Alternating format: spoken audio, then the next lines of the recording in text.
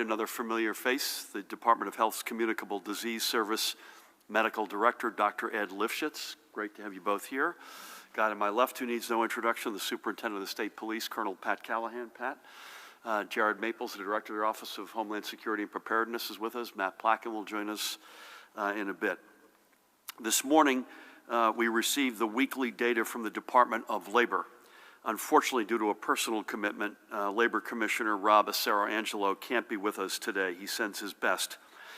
Last week, we saw the continued decline in the number of new claims being filed. Last week, that number was roughly 34,400, still a staggering amount, by the way, but a decrease of about 8,000 or about 20% from the prior week.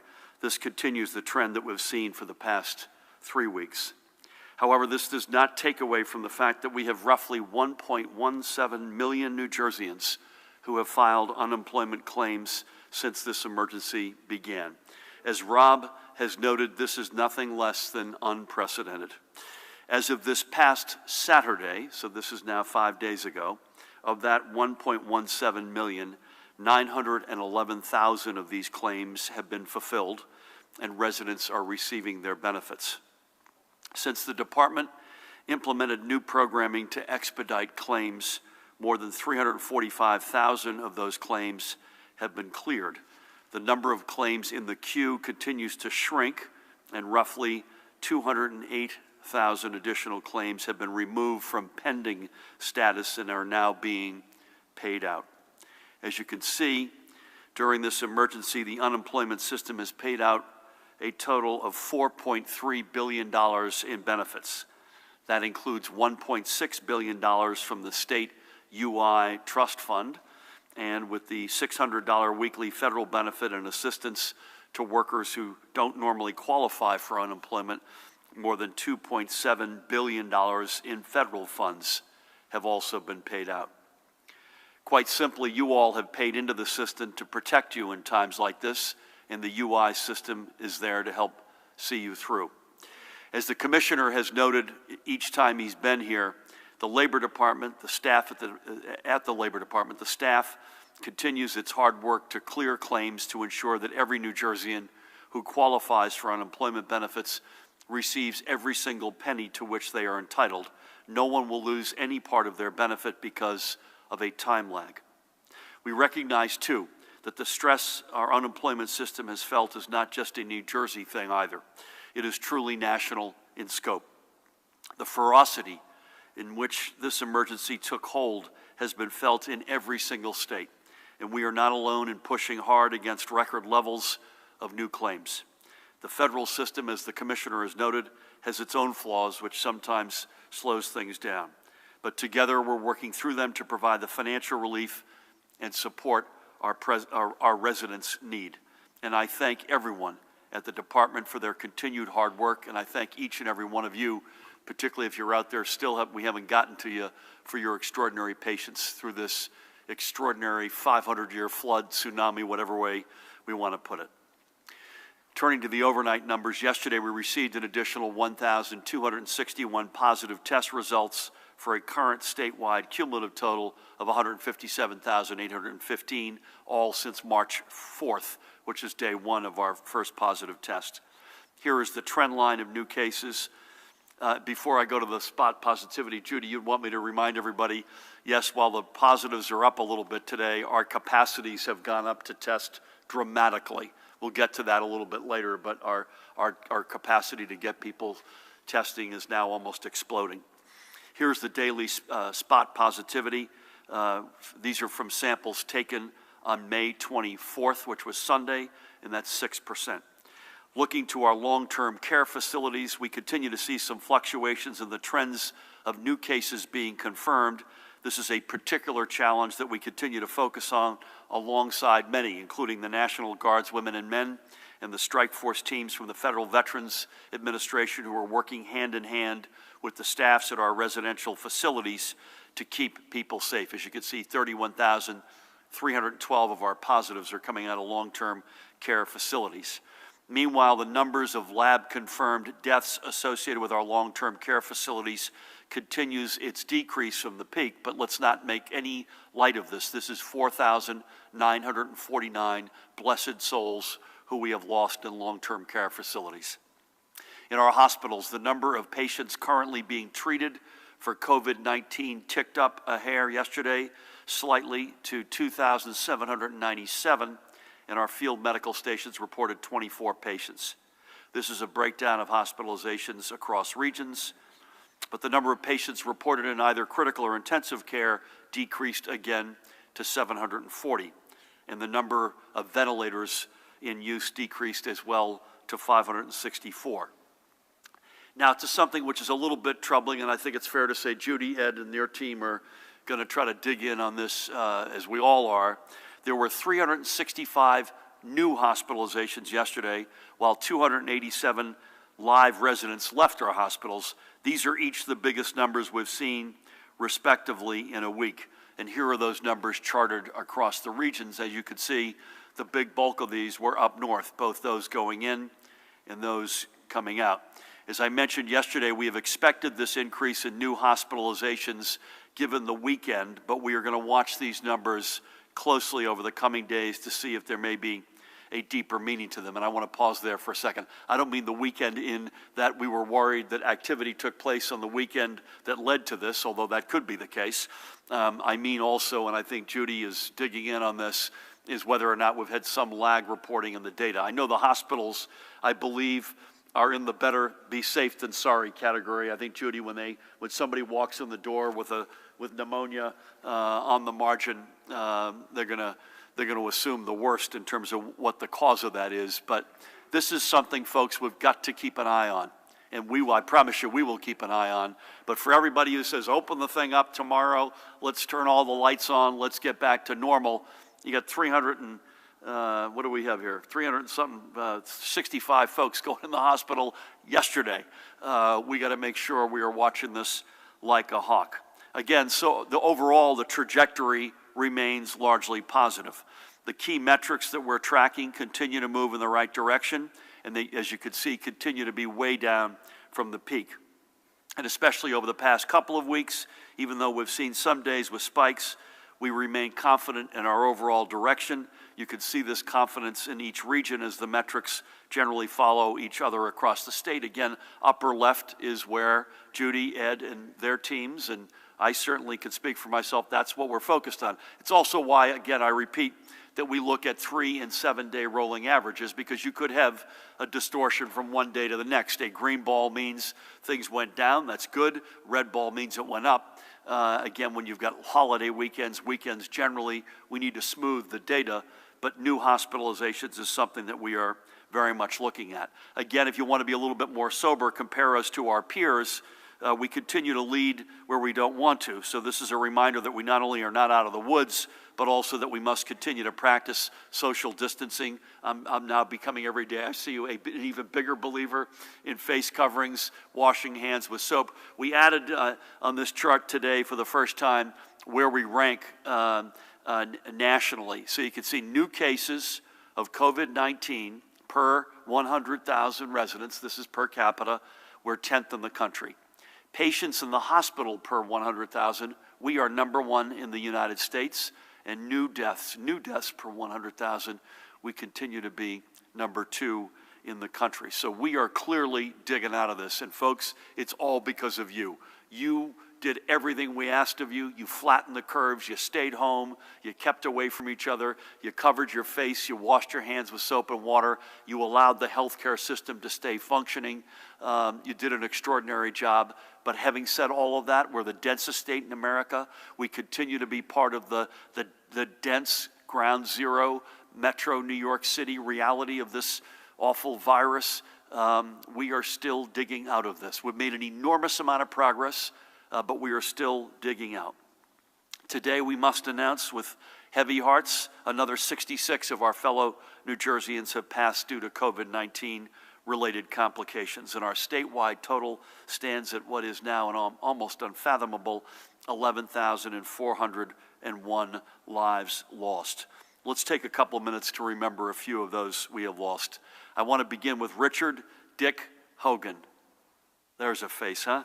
Dick lived his whole life in Neptune Township.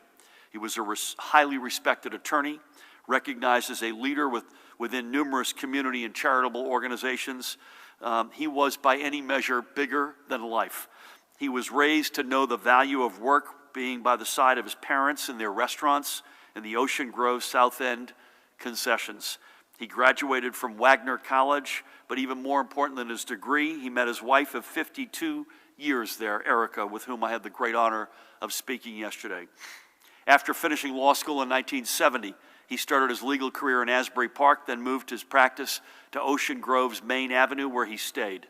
And in addition to his regular clients, he offered pro bono services to many across the Shore communities.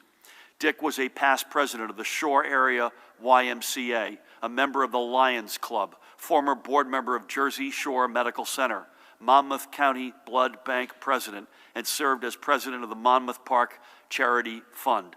He was also a member of the vestry at Asbury Park's Trinity Episcopal Church. Dick was 75 years old. And by the way, I did not know Dick, but I'm a Monmouth County guy, and he was a legend in Monmouth County.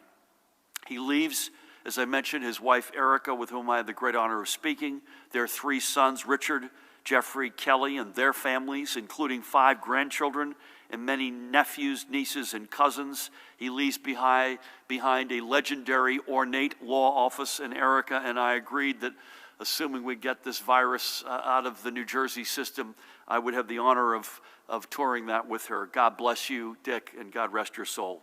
Next up is Lyndon's Marty Kennedy. There's a look, huh? I believe he's Irish, Pat. Marty was a skilled machinist for Hyatt Roller Bearing in Clark for many years before taking a job with General Motors in Linden, which he held for 20 years before his retirement in 2006.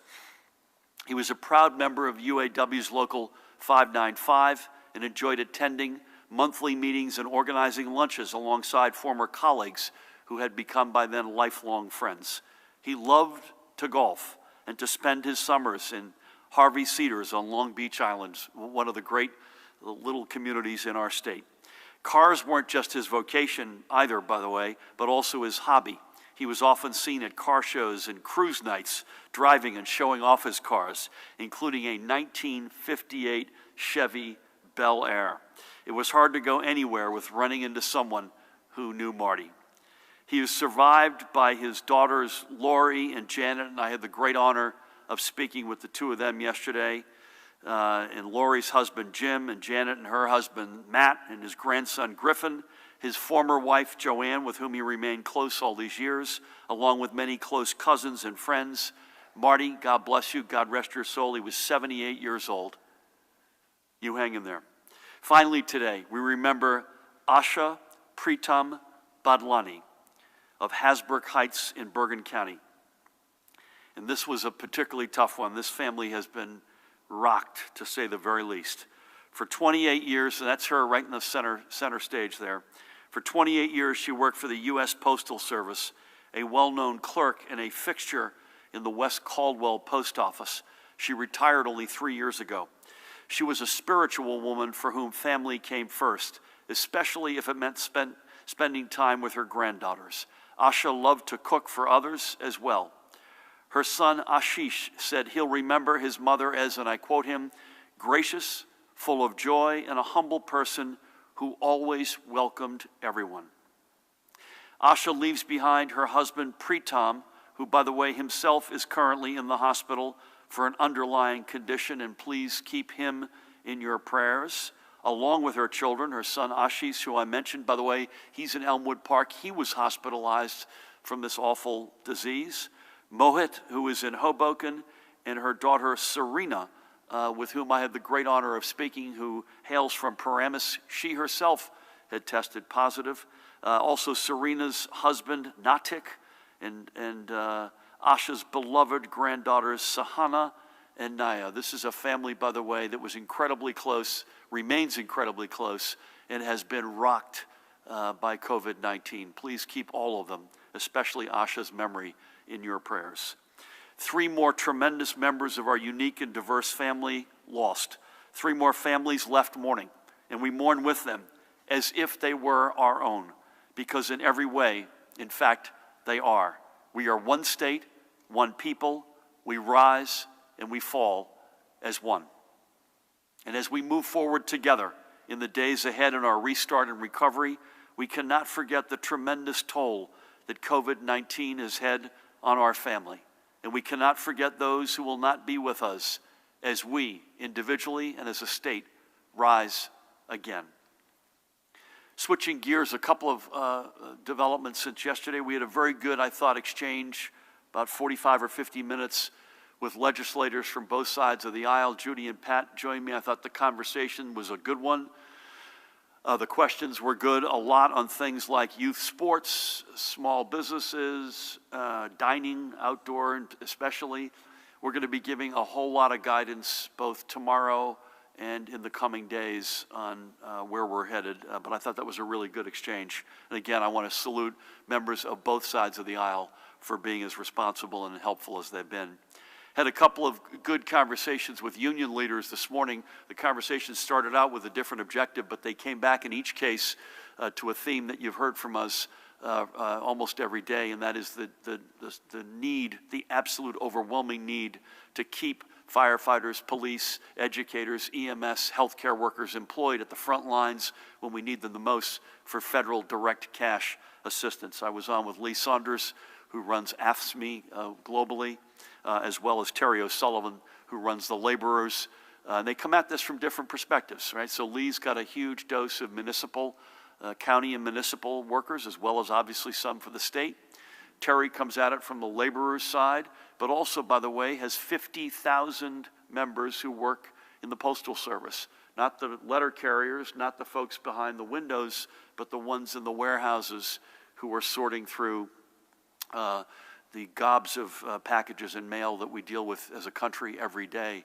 That federal cash assistance is needed. And it's not just New Jersey, it's not just blue states, it's not to deal with legacy issues, it's for the here and now, for red and blue, for American states, and to keep our folks employed at the point of attack. Switching gears, over the past several weeks, we have highlighted the need for every New Jersey resident to answer the 2020 census. The more residents who respond online means the fewer residents who may have to receive a knock on the door later this fall. But as we have noted, the census is not just a count. It's about much more than numbers or drawing federal, congressional, or state legislative district maps. The census determines whether or not New Jersey will receive billions of dollars in much-needed federal funding, as I just mentioned. And if you don't get counted, it means that we leave money on the table that will go to some other state.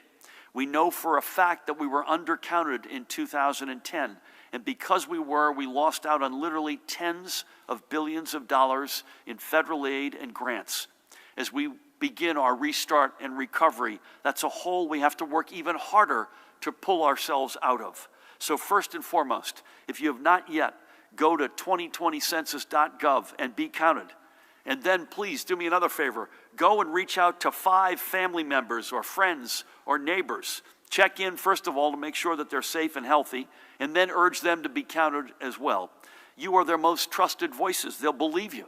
And you can help us spread the message that the census is about strengthening our communities and being able to provide for our families. It's about your neighborhood. It's about your children's or your grandchildren's or your nieces or your nephews' schools. And as Judy can attest, it's about being able to provide health care and basic needs for healthy families. We're doing a pretty decent job, I have to say.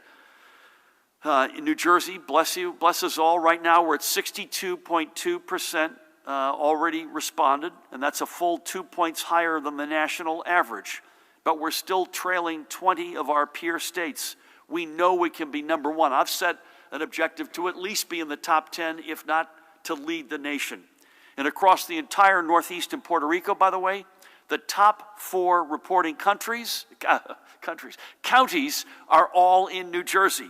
Hunterdon, Morris, Burlington, and Somerset. And by the way, Gloucester County is right there at number 11. That's huge. Those are all badges of honor.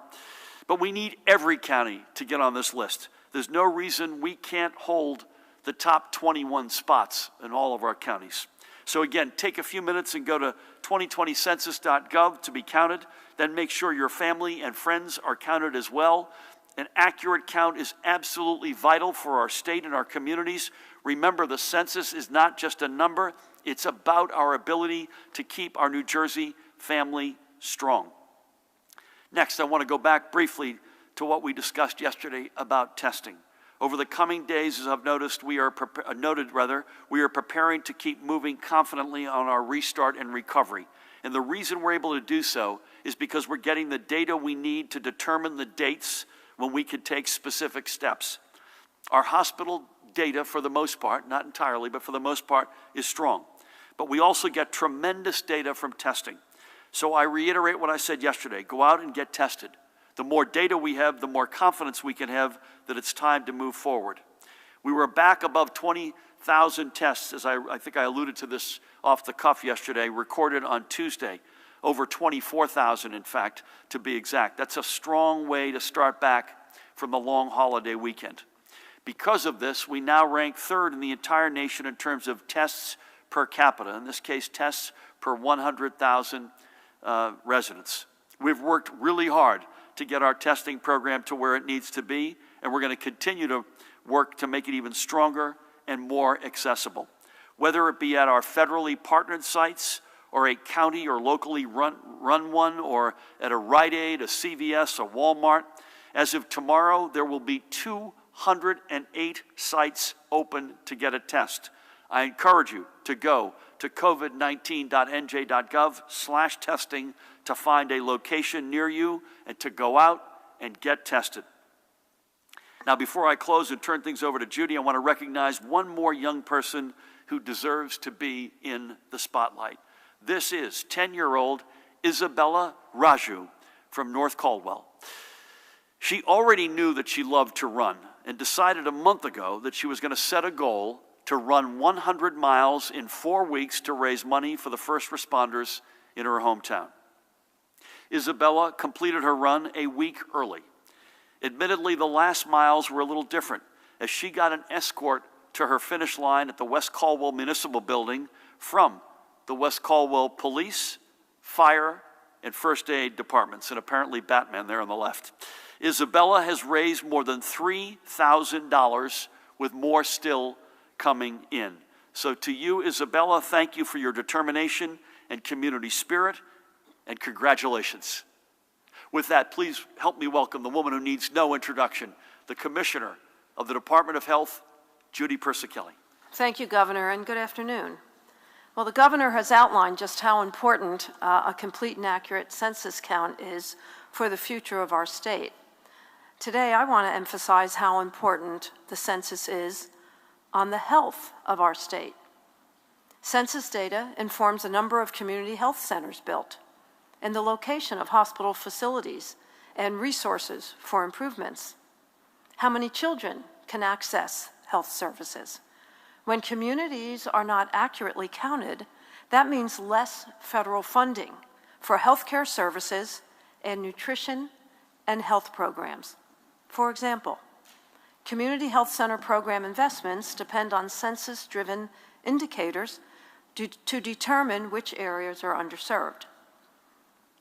Family planning funding levels are driven by population counts from the census. Funding support and voucher prices for our New Jersey WIC program, which provides nutritious food for low or moderate income pregnant women, new mothers, and children younger than 5 years of age, is impacted by the census. And census data also affects federal substance abuse treatment grants that the state receives. In 2017, New Jersey received over $45 billion in federal funding for 55 federal programs based on our 2010 census. That included more than $9 billion for Medicaid, nearly $3 billion for Medicare, over $400,000 for children's health insurance, nearly $80 million for community health care centers, and over $18 million for elder programs, including nutrition. This type of support is going to be more important than ever, given the health, social, and economic impacts caused by COVID-19 pandemic. If you haven't already done so, please complete your census questionnaire and encourage others to submit their responses as well. For my daily report last evening, as the governor shared, our hospitals reported 2,797 hospitalizations, with 740 individuals in critical care and 76% of them on ventilators. There are a total of 26 cases of multisystem inflammatory syndrome in children reported in our state. No new cases were reported from yesterday. There are no deaths reported. The ages of the children range from 1 to 18. 18 of the 26 have tested positive for COVID-19, and 6 are currently still hospitalized. The governor reviewed the new cases and deaths reported today. In terms of deaths, the breakdown by race and ethnicity is as follows: white, 53.3, black, 18.5, Hispanic, 19.4, Asian, 5.5, and other, 3.4. At the state veterans' homes, the numbers remain the same. Among a census of 654, there have been 384 residents tested positive and a total of 144 deaths, and the statistics for our state psychiatric hospitals remain the same as well. As the governor shared, our overall New Jersey positivity rate as of May 24th is 6%. In the north, it is 4%, Central Jersey, 6%, Southern, 8%. That concludes my daily statistical report. Stay connected, stay safe, and stay healthy. Thank you. Judy, we discussed earlier, I'd love to get Ed to comment. I think you and I both thought it was a good idea. There's been a fair amount over the past 24 hours on the airborne nature of this virus and how it spreads. It's another reason that I'm becoming increasingly a disciple for the proper face covering. But the one that really struck me, and I know you've said from day one, as has Dr. Tan and certainly Judy, that there's still a lot more we need to learn about this. We're all of us, not just in the state but around the world, are evolving in our knowledge. But there were two things that jumped out at me in the reporting, at least. Number one, when someone asked, what is airborne, can you put that into English? And it was when you can smell someone smoking or smell a barbecue, that's sort of what you're talking about, which means you're not, this sort of is beyond the 6-foot dimension. And then secondly, I can't recall if it was in the same reporting or not, that the chances of risk of at least, whether it's infection or at least a droplet hitting you, are 19 times higher indoors than they are out of doors, which is another reason, by the way, folks, that we're trying to be very, very careful. Not that we're not going to get there. We'll get there, God willing, if the numbers keep going in the right direction, but we got to be exceedingly careful on indoor, sedentary, lacking ventilation, close proximity realities. But Ed, do you want to, if you could, comment on any of that? Sure, thank you. Briefly, this is what has to happen in order for somebody to become sick. Somebody who has that virus that lives in their nose or the back of the throat or down into the lungs has to put that out in the environment in such a way that you can come into contact with it. Some of those ways are very obvious. If somebody goes ahead and sneezes or coughs, they're spewing out these big particles. You can see these particles. They're spewing them out, and they're traveling a certain amount of distance, almost always less than 6 feet, which is where that 6 feet rule comes from. But smaller particles are also coming out. They're coming out every time anybody speaks. They're coming out more so if you're singing or shouting. They're also coming out to some extent even just from your breathing. Now, those bigger particles, they land to the ground pretty quickly. They end up on surfaces. That's why we say be careful about touching surfaces, wash your hands, and so forth if you do touch surfaces. And that's what's known as droplets. You don't see them all, but they're big and they're relatively heavy, and they come out of the air pretty quickly. However, some of those smaller particles, particularly ones that tend to be generated from things like speaking or other things, may last in the air for longer periods of time and may be able to float in the air longer. Exactly how much of that happens with the virus that causes COVID versus other viruses isn't known for sure, and we still believe that the major means of transmission is through those bigger droplets, but it is believed that at least some of this illness is likely caused by some of these viruses that are floating in the air for longer periods of time. And as the governor mentioned, that becomes more of an issue the closer people are together, and particularly in places like indoors where the air isn't circulating. I mean, the best way to get rid of the virus is to have a breeze or something blow it away. And it's why it becomes even more important to try to maintain social distancing and, as he said many, many times, to continue to wear the face coverings whenever you are around other people who might potentially become infected by you. Ed, well said. It's another reason, by the way, I want to get gyms opened as much as anybody in this state, if not this planet. But there's a difference between the way I'm speaking right now and, as you suggested, singing, shouting, breathing heavily, grunting, whatever it might be associated with, running on a treadmill or lifting weights or whatever. We're not making this stuff up. This is real. I was going to make news on this tomorrow, and Mahan will remind me to put this in more detail, but it looks like President Trump has already tweeted that we were granted Title 32 extension, which is a huge deal. And for those of you who aren't living with what Title 32 is, that's federal funding of the National Guard. And it looks like through at least deep into August. That's a big game changer for us. And again, more details on this tomorrow. When you look at where the National Guard is, Judy reminds us almost every day they are all over our long-term care facilities in particular. We have them stretched out up and down the state. The FEMA testing sites remain staffed by them, and there's a lot of different places they are right now. So I want to thank the President and the Trump administration for granting that extension. It was not just for New Jersey, but we had our National Guard as deployed fully as I think any American state. So I want to say thank you. Pat, over to you for compliance and other matters. Thank you, Governor. Good afternoon. Extremely glad to report that there are 0 compliance issues on the overnight, which I think might be the first time in, 77 press conferences, so appreciate that. And I'll just add that this morning I was on a webinar, an international webinar hosted by International Association Chiefs of Police, Rutgers University, Miller Center, and the University of Ottawa with law enforcement executives from as far away as Sweden and New Zealand.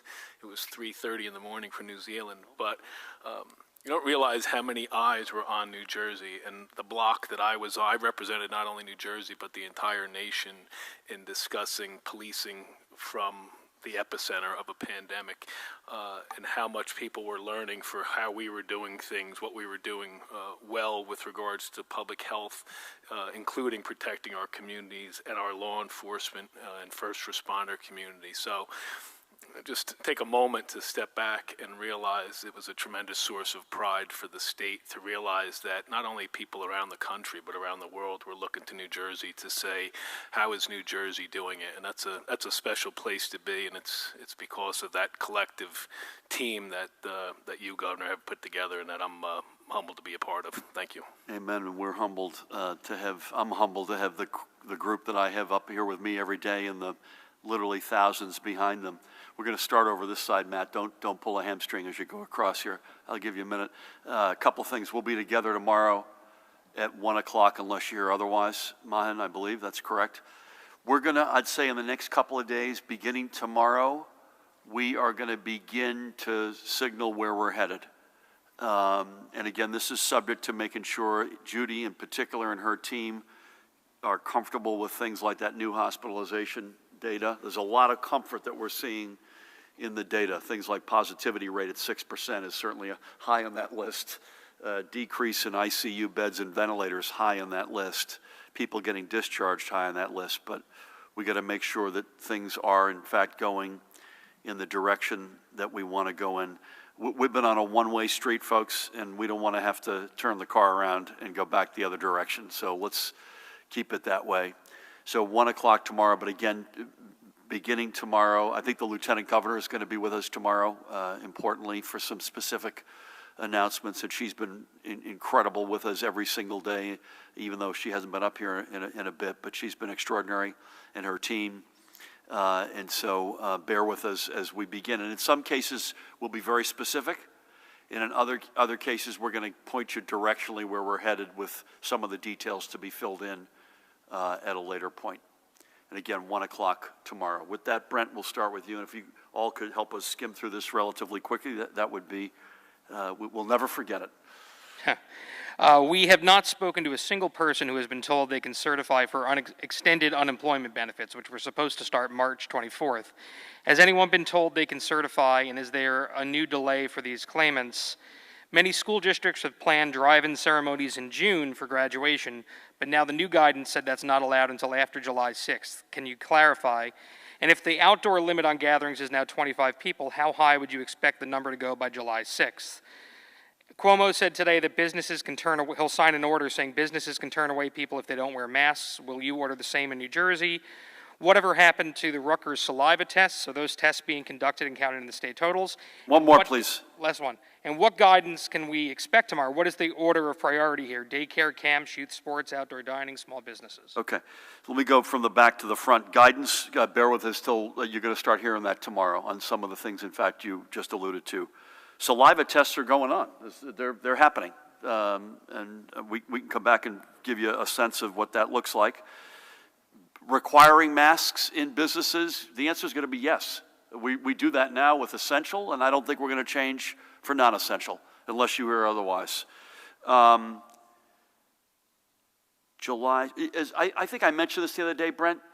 We know that folks are going to need to know what the maximum is going to look like. If you've got a high school that's very large, you need to know whether or not you could do it in one ceremony versus multiple. We've promised to give folks some notice, but on today, whatever today is, May 28th, I'm not prepared to give you notice on what it should look like on July 6th, but we have promised to give you notice ahead of time. Drive-in and drive-through is still okay. That hasn't changed.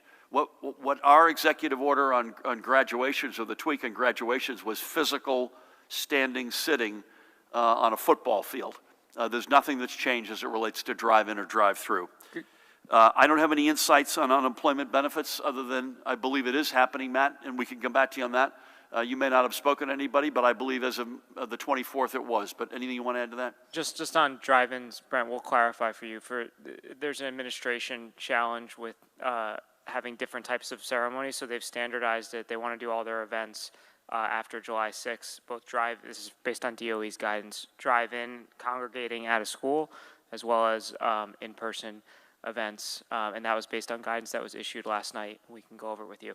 The events that a lot of districts have planned, which Pat has worked with them on, like drive-through events, those would still be okay. The drive-through parades. But Brent, remember the drive-through is you're not getting out of your car.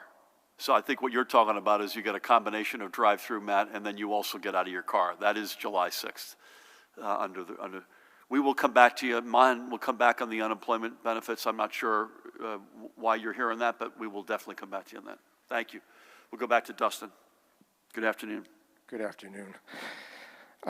2 weeks ago, legislature sent you a bill called the 2020 New Jersey Emergency Rental Assistance Program, appropriating $100 million for people who need help paying rent. Will you sign it? Do you have any concerns with the bill? And can you explain any cause for delay? And as far as the guidelines on the next phases go, there's a lot of business owners who would fall into the categories of phase 2 or phase 3 who really don't have a good idea of when they're going to be open and what restrictions are going to be in place. So will you be getting into specifics like that so people have a better idea of what to expect and when? And I understand that the commissioner floated an idea with you to establish a nonprofit similar to a public health institute that some states have, which can raise money and work around some of the government bureaucracy associated with procurement of supplies. What was your response to that, and is it something that's on the table? I'd be curious to know how you learned that, by the way. I like the idea, and Judy knows that. We've been, to say this is a 5-alarm fire, I think would be the understatement of the century in terms of getting the house fire out. But I like the idea, and I think it's an idea that has worked particularly well in some other states. Dustin, on the second point, I'm going back to front here. On the second point on guidelines on retail, bear with us in the next couple of days. I'm not sure it's going to be tomorrow, but sometime in the next few days, I think we're going to clarify pretty much what the answer to that question. And as it relates to a bill that's come our way, as is our custom overwhelmingly, I won't comment on the specifics of the bill, but I will say the reason the Lieutenant Governor is here tomorrow is to talk about rental assistance and rental programs. So if you could bear with us and hear what she has to say tomorrow. So thank you for that. Let's come back down to Dave here. Dave, nice to see you with the green mask. Thank you, Governor.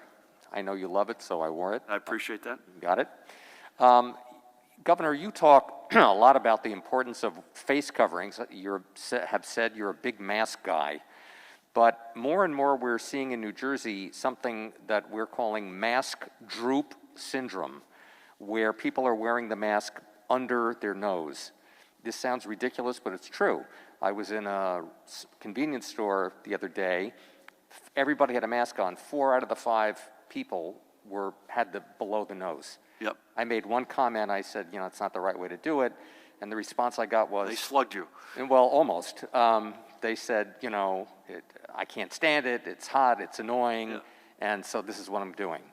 So if you'd be kind enough to, not just the face covering, but specifically this droop problem, to comment on that, and perhaps Dr. Ed, who is a walking encyclopedia apparently on many subjects, could spell out for us whether it's of any value at all to wear a mask but not have it covering your nose, and why it would be important to do that. As you're aware, I believe, Governor, a group of about 200 salons and gyms say they're going to open June 1st, whether they're allowed to or not. Are you concerned that this could sort of spark other businesses to sort of say, well, we're going to do what we have to do to survive, otherwise we're going to go under? You know, what's your feeling about this? Are you worried about it at all? And last one, if I may, the Department of Ed's guidance on the commencement ceremonies that Brett had referenced earlier, right now the number is 25 for in-person gatherings. How can high schools plan if they don't have any idea where they're going to go on this? And again, I go back to the question we posed last week, I believe. You know, what's the difference between if you're standing on a football field, having a bunch of people social distance, wearing masks, and people on a beach doing the same thing? Because people just don't understand the difference. Yep. So I'll say a few words, and then maybe Ed could talk about the epidemiology, but it doesn't, it's a half a loaf, I would think, is best. So if it's drooped below your nose, you are covering your mouth, and that's where a lot of these particles come from. But they also can come out of your nose, and so it's not good enough. I would just say to folks watching, I'll do it later, but you gotta do the whole shooting match here. You gotta make sure it's over the nose and it comes in under your chin. And in fact, in the same reporting that I referred to earlier that Ed commented on, there was even some criticism for the straight down, which some days I've worn, where it goes straight down as opposed to cup in, because you've got particles that can come out or come in. And I would just say to everybody, it really is important when you're out to cover your face, and that includes your nose. Listen, salons and gyms, first of all, let me say something that Matt would want me to say. The compliance has been overwhelming, not just by the individuals who have stayed home, worked from home, done the face coverings, washed their hands with soap. We wouldn't be where we are if it hadn't been an extraordinary individual effort, but it's also been extraordinary compliance by the business community, particularly the small business community. So for every one owner who wants to do X, there are gazillion multiples of those who are doing Y and doing the right thing. I can't speak to this specific group. I hope folks will understand the rationale, what Ed discussed earlier, the intensity of the potential of infection indoors and the steps that have to be taken. And I would just say to folks, you're playing with fire. That doesn't mean you can't do it, but it has to be done the right way and at the right time. And I think we're going to, if you bear with us over the next few days, we'll give some more guidance on that. And again, I repeat what I said to Brent. We know that it's 25 today, but if my math is right, it's 39 days till July 6th. So somewhere between now and a reasonable amount of time from now, we will give some more guidance as to what it feels like to be outside. Yeah, the answer is on the beaches, we've left it to the local mayors and counties. You know, we've said capacity matters, social distancing matters, strong preference for face coverings. You all figure out how you accomplish that and how you enforce that. Again, I don't think we've had the weather yet to be able to give us a report card yet. But, you know, when you're on a football field, it is only 100 yards long and 50 yards wide, and plus the end zones, and there, you are confined to that space, and we just got to make sure we do it right. It won't be, I'll be shocked if it's 25 or even close to 25 by July 6th, but I think more importantly, repeat the point that we want folks, we want to give them notice. We get that. I'm just not going to do it today because it's 39 days out, and we don't have to, number one, and number two, Judy and Ed and I don't have the information that we'd want to have to be intelligent about that. The last thing we want to do, and we were having a discussion about this earlier, is give a date and then pull back from that date on something, or give you a number on capacity and then pull back. We want to, part of the, I know you're frustrated, folks, and I don't blame you, but part of the reason is we want to go down this one-way street once, and we want to get it as right as we possibly can. Ed, any disagreement on covering the nose? No, obviously the nose has to be covered. You know, we understand that it's uncomfortable. We understand that people have problems with glasses fogging up. Understand that it's difficult to see your feet and you have to worry about tripping over things and that sort of issue, and it's not easy. But if you're not covering your nose and you're breathing through your nose, obviously you're expelling particles through your nose. And as the governor said, that's better than coughing and that sort of stuff, but it's not doing everything that it should be doing. Please, Ian.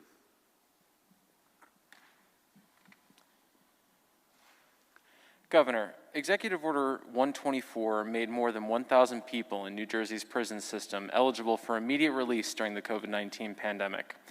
Since then, less than 100 inmates have benefited from this move, and 42 have died. What is your response to today's protests at the Trenton War Memorial claiming your failure to follow through? Have you mentioned any of these incarcerated individuals who have died from COVID-19 in your daily remembrance? And are you responsible for these people who have died in prison from COVID-19? I don't know that we've mentioned any in our daily remembrances. I don't recall that I have, but I can come back and come back to you on that. I believe, and Matt will correct me if I'm wrong here, and I would like to explicitly ask him, it allowed for the eligibility of a certain number of people to be released subject to a comprehensive review, including, among other things, where were they going when they got out? Did they have housing? Did they have sustenance in their life? And we take that very seriously and want to make sure that it's not just a blunt instrument that we're using, but we're taking this one person at a time, and we've been committed to that from the get-go. I don't know what the exact numbers are now. Matt, I think, has got that, but also any other color in terms of the gap between folks who may have been eligible versus the amount of folks that we felt we could responsibly release. That's correct. The executive order laid out a process for 4 different lists of potentially eligible incarcerated individuals. Just on the number, as of 2 days ago, the 26th, these are the numbers that were filed with the court. I don't have the most current numbers as of today, but the Department of Corrections can get them to you. 607 inmates have been approved either for home confinement pursuant to the furlough program or for parole. There were 88 people who were eligible under both programs. 300, as this is again as of 2 days ago, 337 people had actually been released, and the remainder were being processed. And I know that they've made progress even over the last couple of days, so we can get you that information, but it's not less than 100. And my strong wish that no one would have died in either incarceration, in a long-term care facility, in a hospital, in a home for developmentally disabled, a psychiatric hospital, a veterans hospital. I mourn the loss of every single life in this state, period, full stop. Please, sir, do you have any? Just let me pull it up here. The Face ID doesn't work. Didn't mean to surprise you, sorry. 1 second. Do you want us to come back to you? No, I'm pulling it up right now. I'm sorry about that. This is from Walt Kane at News 12 New Jersey. We continue to get many calls about problems receiving unemployment insurance. For example, our viewers Stacy, Mike, and Stephanie, among others, say that they have not received their $600 federal supplemental unemployment checks. Is there a problem with the system that's causing this issue? Thank you. Is that it? may I say this, the best thing I can do, and let me tell you why I say this, because I've had a lot of people come to me directly. I had someone come on behalf of a company this morning where she had a number of folks who were having some issues. I can't think, and this was not the case maybe 2 months ago when the first wave hit us in the systems and the staffing as good as they've been. They were overwhelmed. They were everywhere in America, and we were no exception. But literally, I can't remember one case that's been brought my way in the past month that wasn't very particular and specific to the individual. There was something. It was the way they filled out the request, the weekly certification. It was something very specific to that. It was a cross-state issue. So the company this morning has got presence in both New York and New Jersey, and there's some cross-state. We are waiting on New York data in that case. So my best answer to you is, other than you saw the numbers we're putting out and you saw the amount of claims that have been processed relative to the total, is if you could get us the names of those people to Mahen, and we will literally, and we've done this in every case, not most cases, we will follow up directly and have someone at the Department of Labor work with the individuals. Okay? Thank you. Sir, welcome. Thank you. Couple questions. One about the testing. Can you now get tested without a prescription, without a doctor? Can you just walk up and get tested? The answer is yes. Depends on where you go, but the answer is yes. And the tests are free? Tests are covered by insurance. Okay. And the other question is, talking about unemployment, a lot of people are not able to get unemployment for one reason or another. I mean, they've been working for a long time. There's a shadow economy out there.